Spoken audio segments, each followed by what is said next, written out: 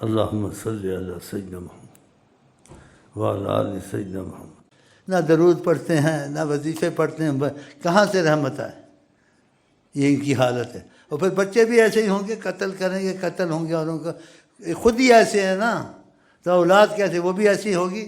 آقا جی کہتے ابواہ یہودانہ یمجسانہ، ماں باپ اولاد کو نصرانی یہودی بناتے ہیں، وہ نہیں چلتے کرتے، وہ کہاں سے کریں؟ جس گھر میں نماز ہے، درود ہے، ان کے بچے درود پڑھتے ہیں، رات کو درود پڑھ کے سوتے ہیں، نماز پڑھ کے سوتے ہیں۔ بچیاں چھوٹی چھوٹی 3-4 سال کی بھی نہیں ہوئی ہیں، ماں باپ صبح اٹھے دیکھتے ہیں مصلی پہ جا کے بیٹھی ہوئی نماز پڑھ رہی ہے، ماشاء اللہ،